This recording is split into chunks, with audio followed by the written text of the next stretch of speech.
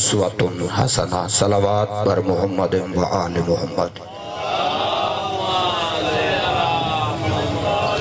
دعا ہے رب کونین شہزادی کونین کے صدقے میں آپ سب کو اس بہترین عبادت کا بہترین اجر عطا فرمائے۔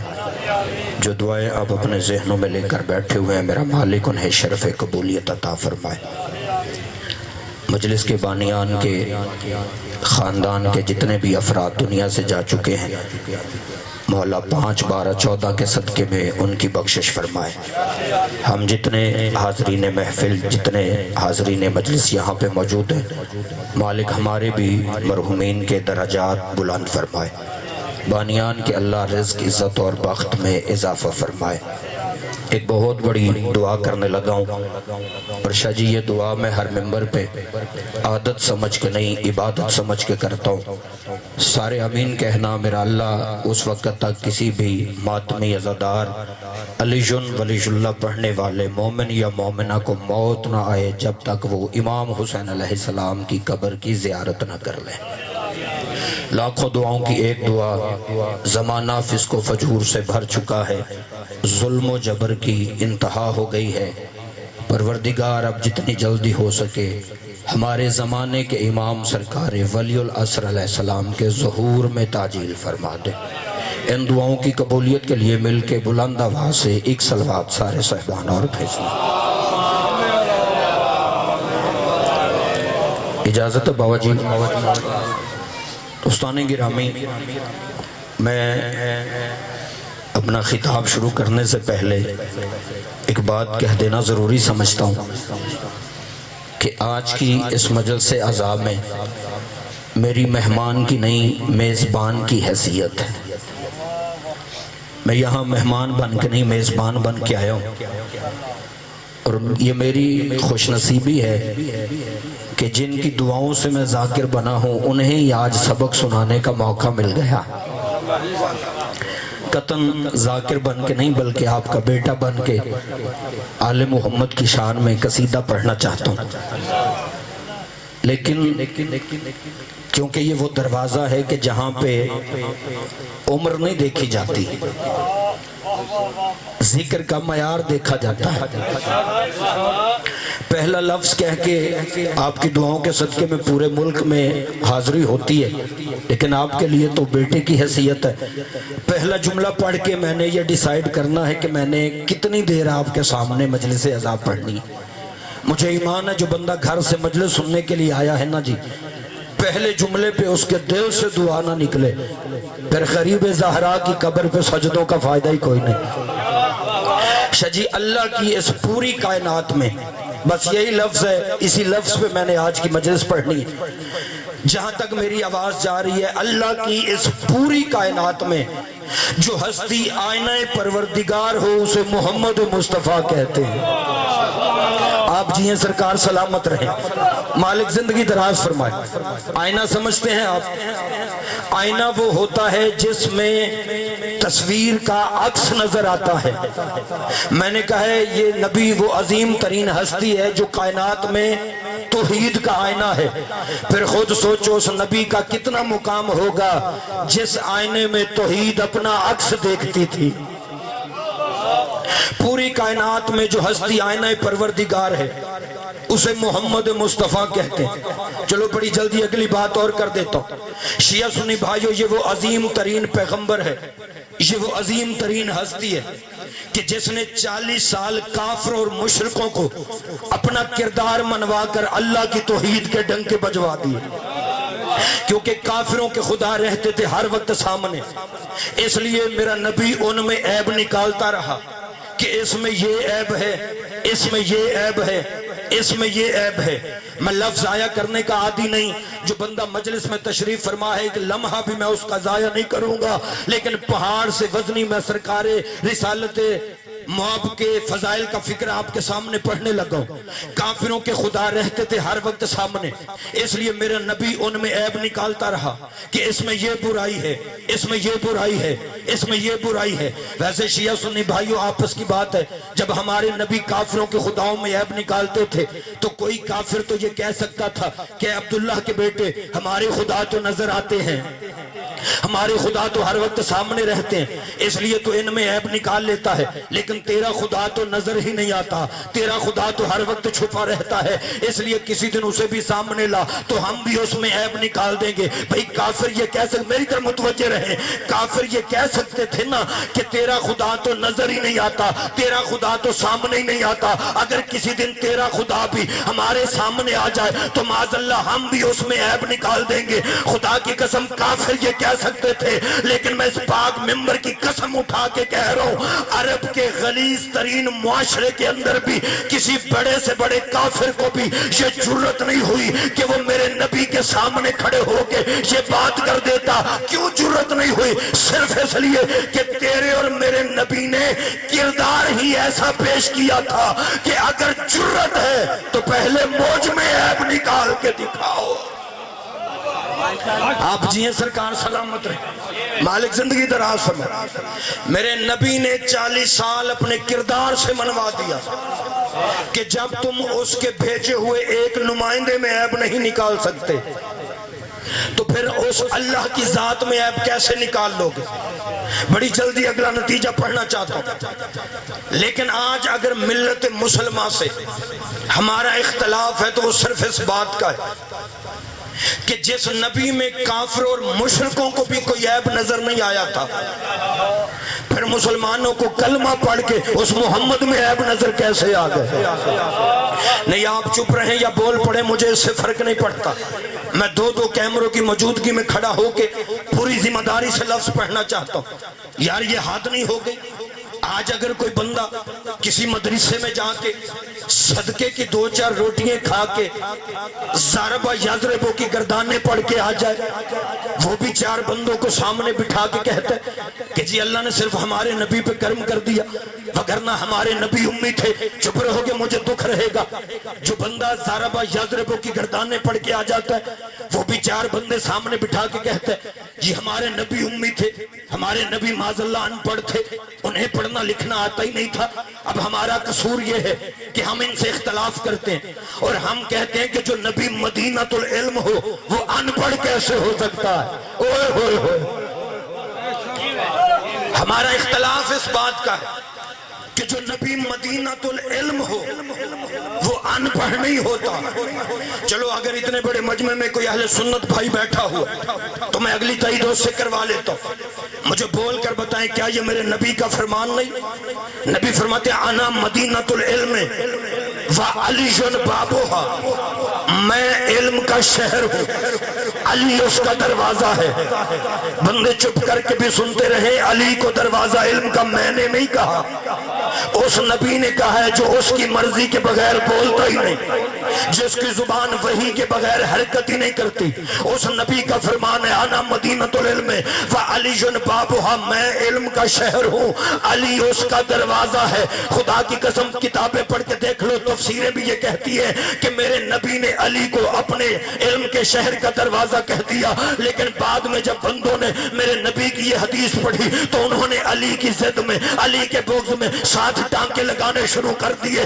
میں کوشش کروں گا ہر بندے تک میرا یہ جملہ سمجھ جائے، لیکن اللہ کرے یہ جملہ اسے سمجھ آئے جسے اس جملے کی سمجھ آنی چاہیے۔ نبی نے کہا تھا میں علم کا شہر ہوں، علی اس کا دروازہ ہے۔ بندوں نے بعد میں میرے نبی کی یہ حدیث پڑھی، انہوں نے علی کی ضد میں 7 ٹانکے لگانے شروع کر دیے۔ انہوں نے کہا جی اگر علی دروازہ ہے پھر فلاں شخص کھڑکی ہے، فلاں چھت ہے، فلاں روشندان ہے۔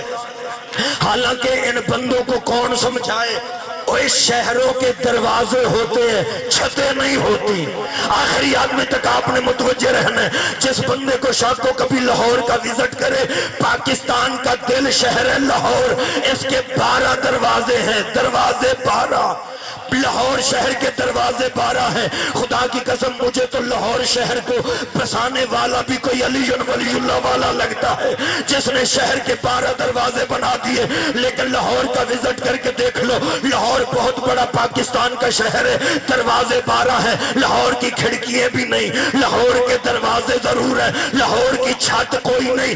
بندے کہتے جی اگر علی دروازہ ہے پھر فلاں چھت ہے، فلاں کھڑکی ہے، فلاں روشن دان ہے، فلاں پرنالہ ہے۔ اور نہ شہروں کی چھتیں ہوتی ہیں نہ پرنالے ہوتے ہیں، اسی لیے تو کسی شاعر نے کہا تھا تازہ ہوا کے شوق میں، آخریات میں تک دوسری سطر پر توجہ کرنا، شاعر کہتا ہے تازہ ہوا کے شوق میں اے ساکنان شہر اتنے در نہ بنا کہ دیوار ہی گر پڑے۔ آپ جی ہیں سرکار سلامت رہے، مالک زندگی دراز فرمائے۔ چوری عادل صاحب موجود ہے، مالک نے بھی صحت کاملہ عطا فرمائے۔ علاقے کی معزز ہستیاں، نورانی چہرے میرے سامنے، میں آپ کی دعا لینے کے لیے 2-3 فکریں جلدی اور پڑھنا چاہتا ہوں۔ پریشان تو نہیں ہو گئے؟ آپ جی ہیں سرکار سلامت رہے۔ میں علم کا شہر ہوں، علی اس کا دروازہ ہے۔ پھر شیعہ سنی بھائیو گھر جا کے سوچنا، جس شہر علم کا دروازہ علی ہو وہ شہر پڑھا لکھا کیوں نہیں ہو سکتا؟ یعنی انسان عقل سے اگر اس بات کو سوچے تو کائنات میں کوئی ایسا ہے ہی نہیں جس کا علم میرے مرشد علی کے علم سے زیادہ ہو۔ نہیں، چپ وہ رہے جسی کسی ایسے بندے کا پتہ ہو بعد از رسول جس کا علم علی سے زیادہ ہو۔ وہ ایک کس کا نام لوگے جو مسئلے بھی گھروں سے پوچھتے تھے؟ لگ کرے سارے نہ ہی سمجھو تھے ٹھیک۔ کائنات میں کوئی ایسا ہے ہی نہیں۔ بندے کہتے ہیں معاذ اللہ جی حضور پڑھے لکھے نہیں، میرے نبی کا شاگرد ہے علی، میں علی بادشاہ کا علم پڑھنے لگا ہوں۔ آپ کو سمجھ آئے گا علی کے استاد سرکار محمد مصطفیٰ کا علم۔ پہلے علیم کا علم دیکھو، پھر یہ ڈیسائیڈ کرنا کہ علی کے استاد محمد کا علم کتنا ہے۔ خدا کی قسم ابھی تو دنیا کو علی کے علم کا ہی پتہ نہیں چلا، محمد کے معیار کو یہ کیا سمجھے گے۔ میں علی بادشاہ کا علم پڑھتا ہوں، آپ کو علی کے بادشاہ سرکار محمد مصطفیٰ کا علم آپ نے خود جج کرنا ہے کہ یہ نبی کے شان کا مالک ہے۔ اگر انسان عقل سے اس بات کو سوچے تو کائنات میں کوئی ایسا ہے ہی نہیں جو میرے مرشد علی کے علم کا مقابلہ کر سکے۔ اکارڈنگ ٹو دا ہسٹری میرا ایک لفظ ذمہ داری پہ یہ بات میں نے شاہ جی کیوں ممبر پہ کی؟ صرف اس لیے کہ کائنات میں صرف ایک ابو طالب کا بیٹا علی ہے جس نے برسر ممبر یہ دعویٰ کیا ہے، سلونی جو دل چاہے مجھ سے پوچھو۔ کائنات میں ایک واحد ابو طالب کا بیٹا علی ہے۔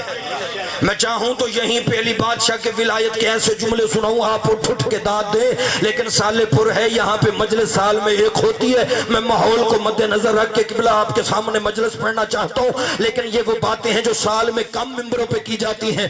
میں وہی باتیں کرنے کا عادی ہوں جو مجمع میں کم بندوں نے سنی ہوتی ہیں۔ اگلی بات پہ قبلہ دل کھول کے آپ نے دھیان دینا ہے، اور خدا کی قسم یہ زندگی میں آپ کو بات کبھی بھولے گی نہیں جو سنانے لگا ہوں۔ واقعہ وہی پڑھوں گا جو آپ کے بچوں کو بھی یاد ہے، لیکن نتیجہ نیا ہوگا۔ کائنات میں کوئی ایسا نہیں جو علی کے علم کا مقابلہ کر سکے، کیونکہ کائنات میں ایک سرکار ابو طالب علیہ السلام کا بیٹا علی ہے جس کا یہ دعویٰ ہے سلونی سلونی جو دل چاہے مجھ سے پوچھو۔ علی بادشاہ نے ممبر پہ یہ دعویٰ کیا، بندوں نے سوال کرنے شروع کی۔ مجمع سے ایک بندہ اٹھا، اس نے اٹھ کے سوال کیا۔ میں پھر کہہ رہا ہوں سوال آپ نے سینکڑوں دفعہ پڑھا ہوا ہے، ہزاروں دفعہ بابا جی سنا ہوا ہے، لیکن نتیجہ نیا دینے لگا ہوں۔ مجمع سے بندہ کھڑا ہوا، اس نے کھڑا ہو کے کہا یا علی وہ کون سے جانور ہیں جو بچے دیتے ہیں، کون سے جانور ہیں جو انڈے دیتے ہیں؟ میرے بادشاہ علی نے فرمایا جن کے کان باہر ہیں وہ بچے دیتے ہیں، جن کے کان اندر ہیں وہ انڈے دیتے ہیں۔ پریشان ہو کے نہیں سننا، میں نتیجہ نیا پڑھنے لگا ہوں، بات میں بدل نہیں سکتا، جو کتابوں میں موجود ہے وہی 1400 سال سے ہم پڑھتے آ رہے ہیں اور قیامت تک پڑھتے رہیں گے، کیونکہ فضائل علی کے ہیں اور علی کے فضائل پرانے نہیں ہوتے۔ آپ کو پتہ ہی نہیں علی بادشاہ کس شان کے مالک ہے۔ ہماری اتنی سوچ ہی نہیں، بلکہ ہمارے دماغ کی اتنی پہنچ ہی نہیں کہ ہم ابو طالب کے بیٹے علی کے فضائل سمجھ سکیں۔ خدا کی قسم علی کی محبت اتنی ضروری ہے زندگی میں کہ یہ حشر کے میدان میں بھی تمہاری حفاظت کرے گی. جو بندے پریشان ہو تمہیں حضور کا ایک فرمان سنا دیتا ہوں. نبیوں کے نبی کا فرمان ہے. نبی فرماتے قیامت کے میدان میں 50,000 گڑھے ہوں گے. کتنے گھڑے؟ جڑے چوپ تو آڈا کوئی اور خیال ہے. نبیوں کے نبی کا فرمان ہے. نبی فرماتے قیامت کے میدان میں بسم اللہ 50,000 گھڑے ہوں گے. اور وہ صرف گھڑے نہیں ہوں گے. نبی فرماتے ہیں جو بندہ ان گھڑوں میں گرے گا وہ 50,000 سال تک گرتا ہی چلا جائے گا. خود سوچو کتنے گہرے گھڑے ہیں، لیکن پریشان وہ ہو جس کے دل میں علی کی محبت نہیں. جس بندے کے دل میں علی کی محبت ہے اسے زندگی میں پریشان ہونے کی ضرورت نہیں، کیونکہ یہ شرافت باٹ کا پڑا ہوا فکرہ نہیں، عالمین کے رسول کا فرمان ہے. نبی فرماتے قیامت کے میدان میں ان 50,000 گھڑوں کے درمیان ہر کوئی پھسلے گا، لیکن جو زندگی میں یا علی کہے گا وہ ہوا کی طرح گزر جائے گا.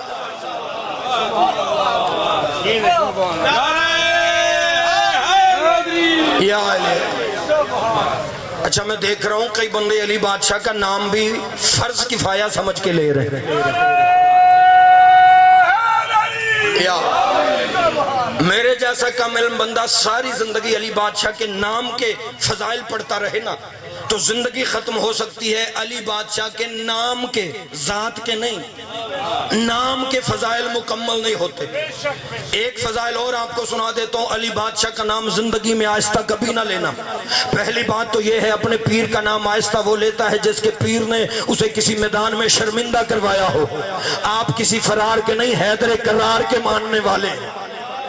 اور دوسری بات چودھری صاحب علی بادشاہ کا نام اونچا کیوں لینا چاہیے؟ طاقت سے، پوری طاقت سے علی کا نام لینا چاہیے. اور اس کا ایک فائدہ، من جملہ فائدوں میں سے ایک فائدہ سنا دیتا ہوں، وقت زیادہ نہیں. ایک فائدہ یہ ہے کہ صحابی رسول حضرت ابو ہریرہ رضی اللہ تعالی عنہ، نام سنا ہوا ہے آپ نے؟ پریشان کیوں ہے؟ جیسے میں نے لیا ایسے پرچہ نہیں ہوتا. حضرت ابو ہریرہ فرماتے کہ دن میں نے حضور سے پوچھا یا رسول اللہ دنیا میں تو ہمارے گھر چھوٹے بڑے ہوتے ہیں، جب ہم مرنے کے بعد جنت میں جائیں گے تو کیا جنت میں ہمارے گھر ایک جیسے ہوں گے؟ یا علی کہنے کا فائدہ بتانے لگا. پوچھنے والے حضرت ابو ہریرہ ہیں. صرف ان کی مرضی کی حدیث سے مانتے ہو؟ کبھی ایسی حدیث سے بھی بچوں کو سنایا کرو.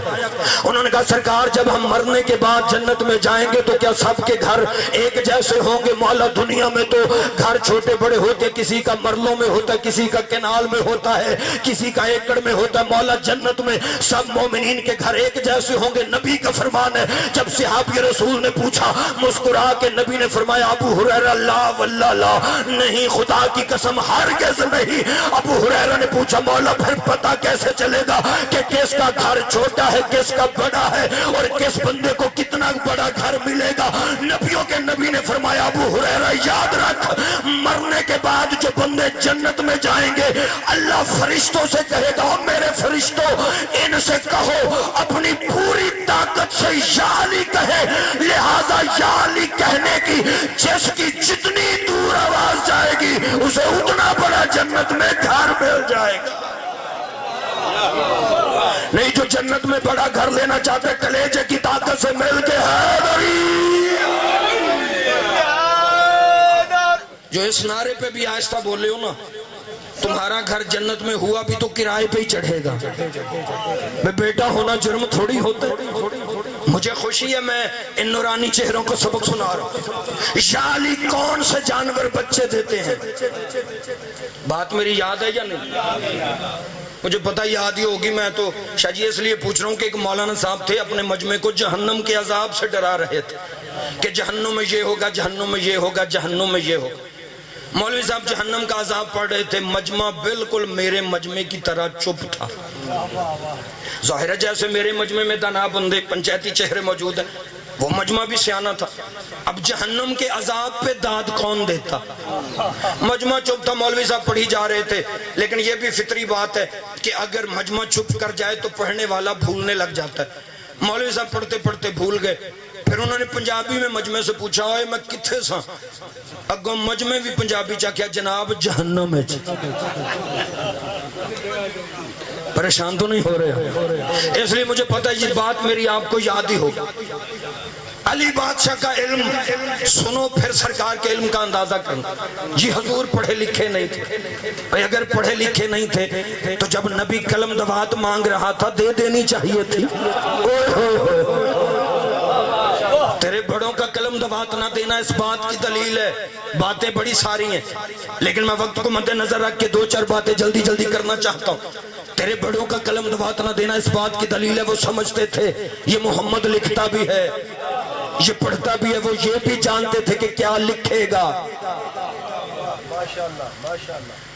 تھک تو نہیں گئے آپ جی نبی پڑھے لکھے نہیں تھے آؤ میں تمہیں اس نبی کے شاگرد کا علم سناتا ہوں یا علی وہ کون سے جانور ہیں جو بچے دیتے ہیں کون سے جانور انڈے دیتے ہیں میرے بادشاہ علی نے فرمایا جن کے کان باہر ہیں وہ بچے دیتے ہیں جن کے کان اندر ہیں وہ انڈے دیتے ہیں اسے جواب ملا یہ بیٹھ گیا بندہ دوسرا کھڑا ہوا اس نے بھی یہی سوال کیا یا علی کون سے جانور بچے دیتے ہیں کون سے جانور انڈے دیتے ہیں جس کا ایمان ہے وہ بولے گا میرے ساتھ علی فرماتے ہیں یاد رکھ جو جانور اپنے بچوں کو دودھ پلاتے ہیں وہ بچے دیتے ہیں جو دانہ چغواتے ہیں وہ انڈے دیتے ہیں یہ بیٹھ گیا بندہ تیسرا کھڑا ہو گیا تیسرے بندے نے بھی کھڑے ہو کے یہی سوال کیا یا علی کون سے جانور بچے دیتے ہیں کون سے انڈے دیتے ہیں قبلہ تیسری دفعہ سوال پرانا تھا لیکن سائل نیا تھا اور علی کہتے ہی اسے جو کسی سائل کو پرانی خیرات نہ دے علی کسی سائل کو پرانی خیرات نہیں دیتا ادھر سائل بدلا ادھر میرے بادشاہ علی نے خیرات بدل دی تیسرے بندے نے پوچھا یا علی کون سے جانور بچے دیتے ہیں کون سے جانور انڈے دیتے ہیں میرے بادشاہ نے فرمایا سن سمجھ اور یاد رکھ جو جانور اپنی غذا کو چبا کے کھاتے ہیں وہ بچے دیتے ہیں جو نگل کے کھاتے ہیں وہ انڈے دیتے ہیں اب یہاں سے لے کے آخری ازادار تک میں آپ سے پوچھنا چاہتا ہوں علی نے ان سوالوں کے جواب کب دیے تھے بابا جی آج سے 1400 سال پہلے علی نے 1400 سال پہلے ان سوالوں کے جواب دیے لیکن جرمنی کا ایک محقق کہتا ہے جب میں نے وصی پیغمبر جانشین رسول حضرت علی علیہ السلام کا یہ فرمان پڑھا وہ جرمنی کا محقق کہتا ہے میں علی کے اس فرمان کی تصدیق کرنے کے لیے ادھر ادھر گھومنے لگا وہ کہتا ہے میں علی کے اس فرمان کی تصدیق کرنے کے لیے جنگلوں میں گیا صحراؤں میں گیا سمندروں کی تہ میں اترا ریت کو چھانا خوردبین سے ذرات کا مشاہدہ کیا کہ شاید کہیں پہ علی کا بتایا ہوا کلیہ غلط ہو جائے چپ رہو گے مجھے اگلی مجلس تک دکھ رہے گا وہ جرمنی کا محقق کہتا ہے میں نے ذرات کو چھانا خوردبین سے ذرات کا مشاہدہ کیا کہ شاید کہیں پہ علی کا بتایا ہوا کلیہ غلط ہو جائے لیکن وہ کہتا ہے جب کسی طریقے سے علی کا 1400 سال پہلے کا بتایا ہوا کلیہ غلط نہ ہو سکا تو پھر میرا قلم یہ لکھنے پہ مجبور ہو گیا کہ یہ پوری کائنات ازل سے لے کے اب تک یا علی نے خود بنائی ہے یا بندی دیکھتا رہا مالک ان ہاتھوں پہ رحمت نازل فرما صرف ایک بات کر کے یا علی ایک یا دو بات کر کے میں فضائل ختم کر رہا ہوں لیکن جلدی جلدی اس لیے ہمارا دعویٰ ہے کہ جس شہر علم کا دروازہ ایسا ہو وہ شہر علم کیسا ہوگا یہ کسی بندے نے میرے مرشد علی سے کہا تھا یا علی آپ کے پاس جو کائنات کی ہر چیز کا علم ہے کیا یہ علم آپ کا اپنا ہے مسکرا کے ابو طالب کے بیٹے علی نے فرمایا نہیں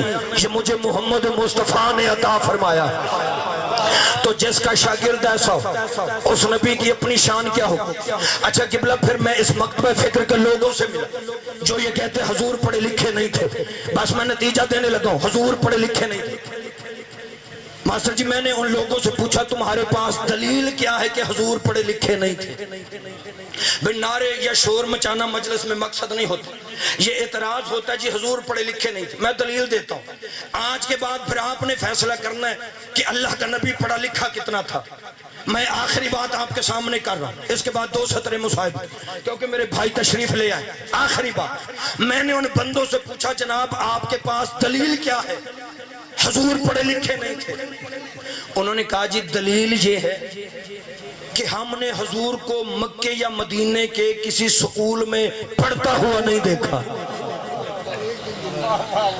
کئی بندے چوک پہ ہیں، بندہ علی کی دہلیز سے دور ہو تو پھر دلیلیں ایسی ہوتی ہیں، خدا کی قسم بات رہتی دنیا تک آپ کو یاد رہے، اتنی آسان کر کے پڑھنے کا۔ بھائی مہدی صاحب انہوں نے کہا جی دلیل یہ ہے کہ حضور مکے یا مدینے کے کسی سکول میں پڑھنے کے لیے نہیں گئے، اور نہ ہی انہوں نے کسی استاد سے کوئی فن سیکھا ہے، اس لیے معاذ اللہ حضور ان پڑھ نہیں تو اور کیا ہے۔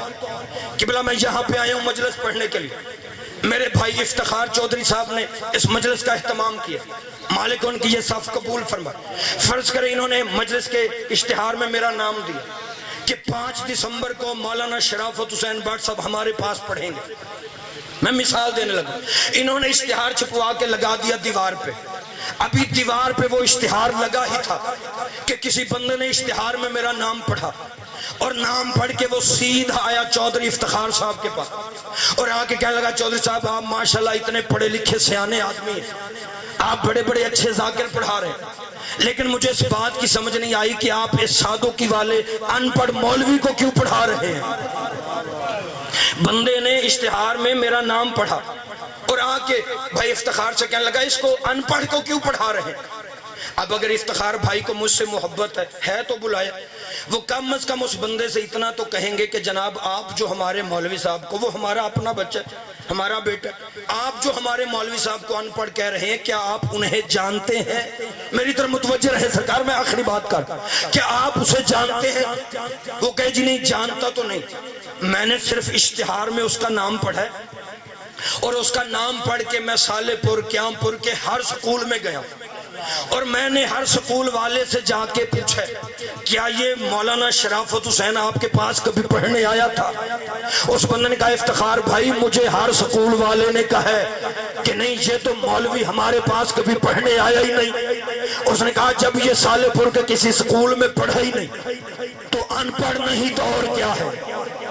یہ ان پڑھ نہیں تو اور کیا ہے؟ تو پھر چودھری افتخار صاحب نے اس بندے کو بڑے پیار سے سمجھایا جناب ان پڑھ وہ نہیں آپ جاہل ہیں، ان پڑھ وہ نہیں تو جاہل ہے۔ آخر یاد میں تک متوجہ رہنا، انہوں نے کہا تو جو کہہ رہا ہے کہ وہ ان پڑھ ہے، ان پڑھ وہ نہیں تو جاہل ہے۔ انہوں نے کہا وہ کوئی سالے پور میں رہتا ہے جو تو سالے پور کے سکولوں سے پوچھ رہا ہے، انہوں نے کہا اس کے نام کے ساتھ لکھا ہوتا ہے آپ سادوں کے، انہوں نے کہا اگر اس کا علم پوچھنا ہے تو جا کے سادوکی کے سکولوں سے پوچھ، اگر اس کی پڑھائی پوچھنی ہے تو وہاں سے جا کے پوچھ جہاں سے وہ آتا ہے۔ اس کا مطلب ہے شیعہ سنی بھائیوں اگر کسی کے بارے میں یہ جاننا ہو کہ وہ پڑھا لکھا ہے یا نہیں تو اس کی پڑھائی کا پتہ وہاں سے چلتا ہے جہاں سے وہ آیا ہو، اگر کسی کے علم کے بارے میں جاننا ہو تو اس کے علم کا پتہ وہاں سے چلتا ہے جہاں سے وہ آیا ہو۔ اور دن رات میرے نبی کو مکے مدینے کے سکولوں میں نہ پڑھتا ہوا دیکھ کر ان پڑھ سمجھنے والے جاہلوں، میرا نبی کوئی مکے مدینے کا ہے تو تو جو یہاں کے سکولوں سے پوچھ رہا ہے، اگر نبی کا علم پوچھنا ہے پھر وہاں سے پوچھ جہاں سے یہ نبی آیا تھا۔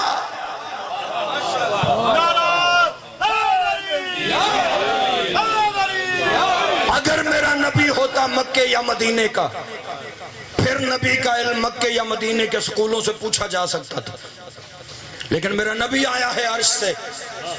اب اگر اس نبی کا علم پوچھنا ہے پھر اللہ سے جا کے پوچھ، اس نے پڑھا کر بھیجا تھا یا ایسے ہی بھیج دیا تھا۔ لیکن شیعہ سنی بھائیوں اگر اس امت کے ذہن میں اس نبی کا مقام آ جاتا پھر رسول کی بیٹیاں سال بھر مسلمانوں کی قید میں رہتی۔ آباد رہو، اللہ تمہارا ہے کہنا قبول فرما لو۔ حسین کی ماں تمہیں اس غم کے سوا کسی غم میں نہ رلائے۔ میں دیکھ رہا ہوں بھائی نصیر میرے حصے کی مجلس مکمل ہو گئی، ہر آنکھ میں آنسو آ گئے، لیکن میں عبادت میں اضافے کے لیے 1-2 سطریں جلدی جلدی پڑھ دیتا ہوں۔ کوئی انتظار نہیں، پورا 1 سال سے یہ زادیاں قید میں رہیں۔ میرا پڑھ لینا آسان ہے، تیرا سن لینا آسان ہے۔ منظر آپ نے شام کے زندان میں لے کے جانا ہے۔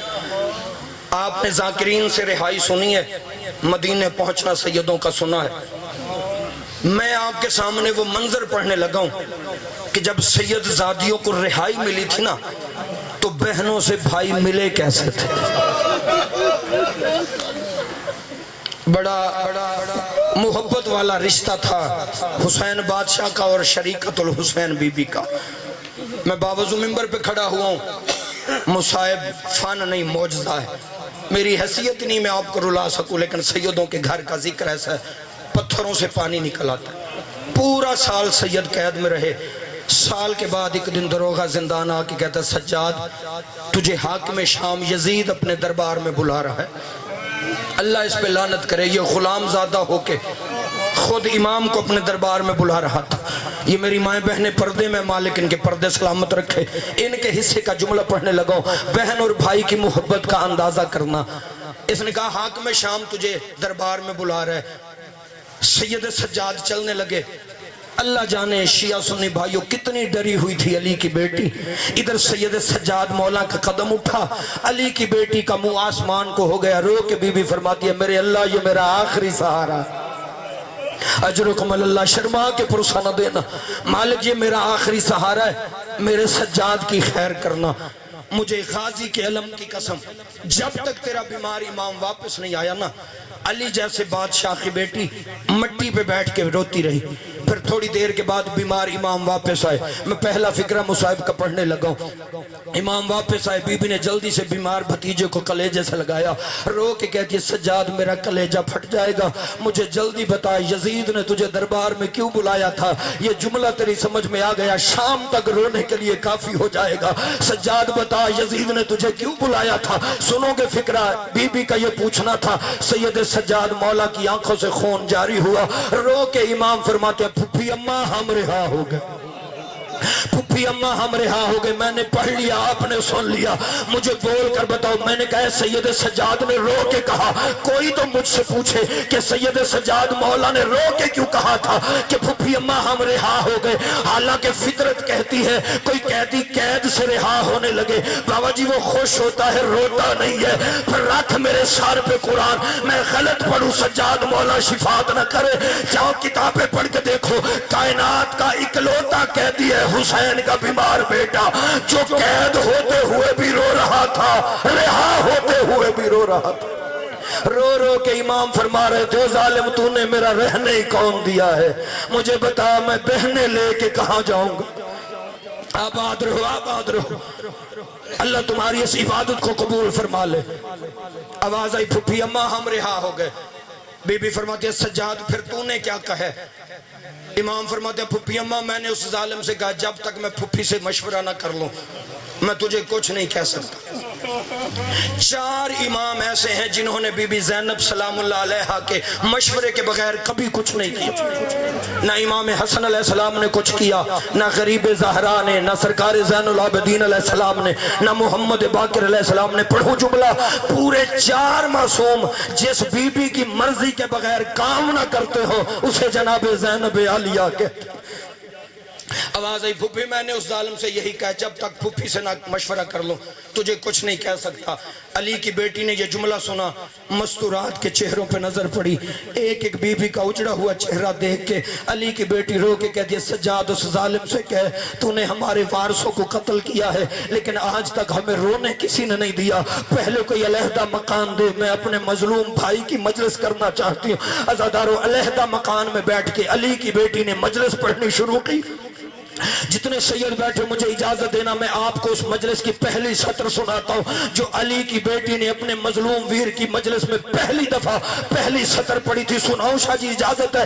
وہ جملہ پڑھو، کتابیں کہتی ہے علیحدہ مکان میں بیٹھ کے شام کی عورتیں سامنے کھڑی تھی، علی جیسے بادشاہ کی بیٹی مٹی پہ بیٹھی ہوئی تھی، یا شام کی عورتوں کو دیکھ کے بی بی رو کے فرماتی ہے شام کی عورتوں مجھے تمہارا استقبال یاد رہے گا، جب میں تمہاری مہمان بن کے آئی تھی تمہاری جھولیوں میں بھی پتھر تھے، تمہارے ہاتھوں میں بھی پتھر تھے۔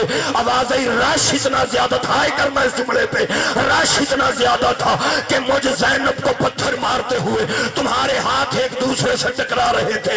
عزادارو اتنا جملہ کہہ کے علی کی بیٹی چیخیں مار کے روئی ہے، رو کے کہتی ہے بیبیو اگر آپ بھی کسی کے دل میں علی کی بیٹی کو پتھر مارنے کی حسرت باقی رہ گئی ہو، جاؤ نہ شام میں پتھر ختم ہوئے ہیں نہ میں علی کی بیٹی واپس گئی ہو، اور جاؤ پتھر لے آؤ رسول ذاتیوں کے سار حاضر۔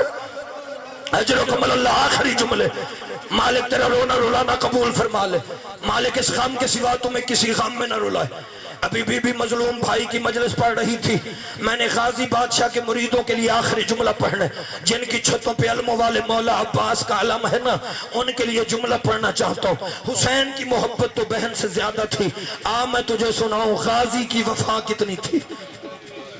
آخری فکرے ہیں میرے، بی بی بھائی کی مجلس پڑھ رہی تھی، یا شہیدوں کے سار آنا شروع ہوئے، وقت ہوتا میں سارا واقعہ پڑھتا لیکن مصائب چھوڑ دیا۔ غازی کی وفا کا ایک جملہ سن لو۔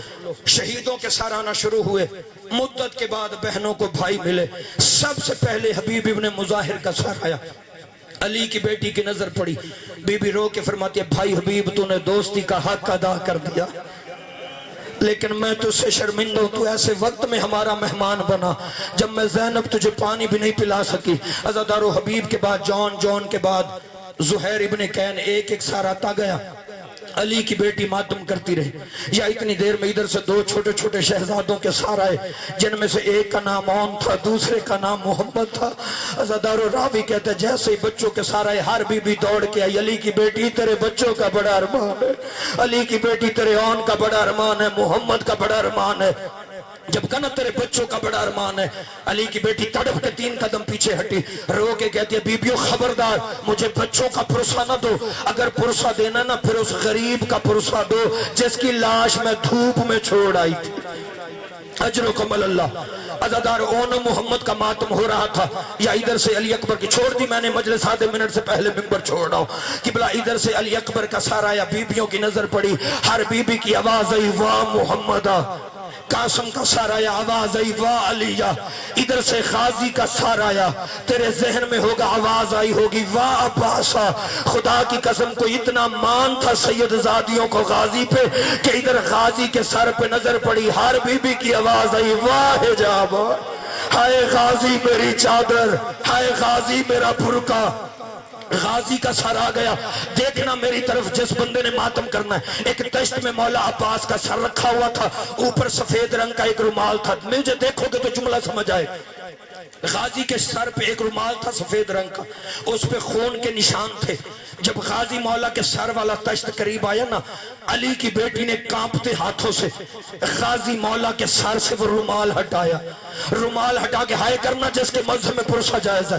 عزادار رومال ہٹا کے نا علی کی بیٹی نے بابا جی 32 سال کے غیرت مند ویر کا سر علی کی بیٹی نے اپنی گود میں لیا۔ یہ وہ فکر ہے جس کے لیے میں نے اتنی زحمت دی ہے، کوشش کرنا ہائے ضرور کرنا کیونکہ ہائے تیرے بس میں۔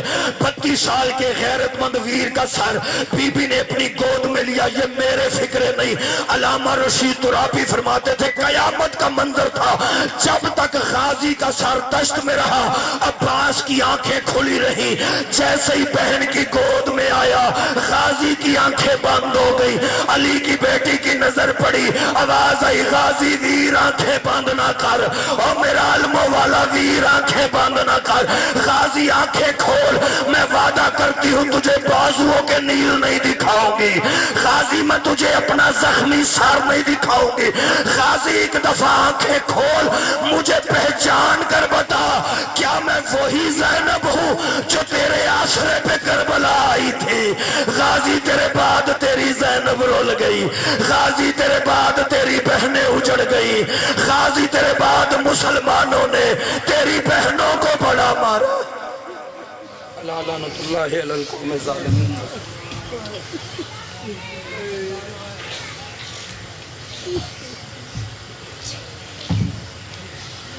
حضرات تشریف رکھیں، اب آپ کے سامنے ذاکر اہل بیت